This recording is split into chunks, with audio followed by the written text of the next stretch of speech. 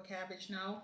Because the jar is so huge, we're going to combine the two different types in the same jar. So you'll have one flavor to the top, and when you get to the bottom, you'll experience a different flavor. Because the leaves are so tightly packed together, we're going to separate them, all right, for this type of cabbage.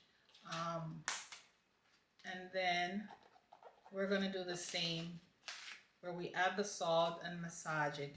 So we can be creative with this one. You can even get the children involved and they can just rip it, you know, like this. Don't have to go crazy. You can do like that. So we're going to have fun with this one and just rip it, you know. All right, so that we have a different texture. And we're going to do that with the entire cabbage, all right? So this is our purple cabbage all stripped up, and we're going to use 3 cartful again of Himalayan salt, because that's perfect for one cabbage.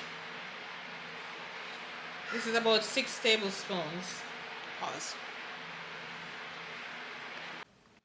So I've added the salt, 6 tablespoons, and then we're going to start massaging. Put your gloves on if you don't want the salt irritating your hands. I'm going to massage maybe about 10 to 15 minutes until it becomes soft and juicy. Then we're going to let it sit again for about half an hour to 1.5 hours. I let this sit until I'm finished preparing everything else, cutting my vegetables up and making my paste to mix everything together. And remember, we're going to combine everything in the big jar because it's all gallon jar. All right. See you when I'm done massaging.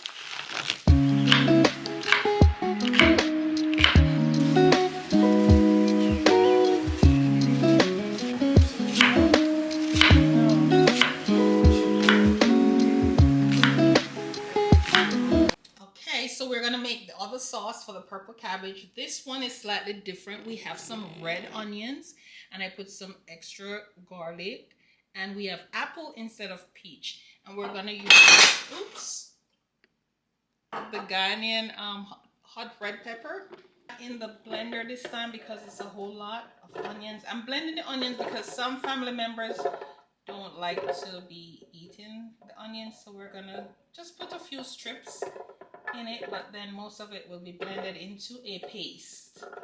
All right, and we have also a bit of celery, and we have our seaweed for that fishy flavor.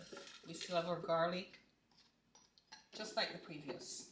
And we're gonna just estimate some olive oil because the oil helps to preserve it as well while it ferments, and that's fine. And then estimate on the pepper, that's like a tablespoon. All right, we're gonna pulverize that in our Ninja blender.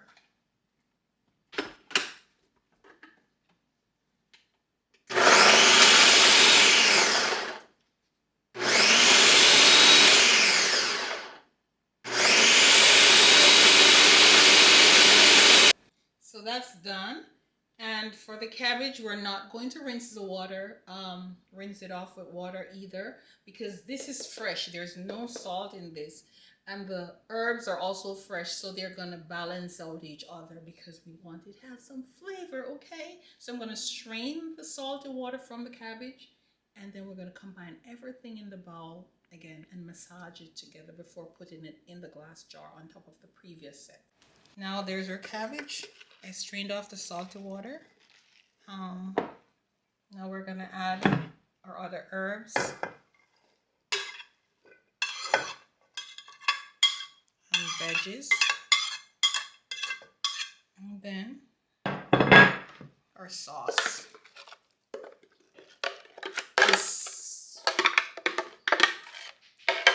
And then I'm gonna massage everything in.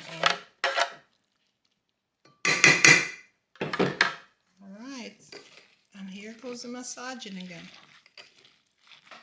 It's better when you massage it, guys. It goes into it really good. All right. Okay, I'm gonna use my hand to pack this jar. So much. And I got a lot of juice from the onions, so That's perfect to help cover during the fermentation. Don't mind if it get a little messy. You can always clean it off with some vinegar to keep it sanitized. And you want to pack that in really good.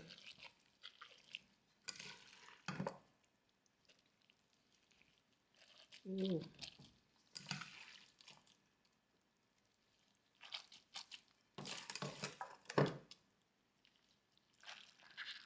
Look at all that juice coming up. Yes, for the kimchi. Perfect gut health. So this helps to foster and restore your healthy gut bacteria, and which we need, which is damaged sometimes from antibiotics and all the things that your gut been through in life. So we want to restore that with some kimchi and have fun with it. You can add this to whatever you want, or just take it by itself as a, you know. All right, so we're all done preparing the kimchi.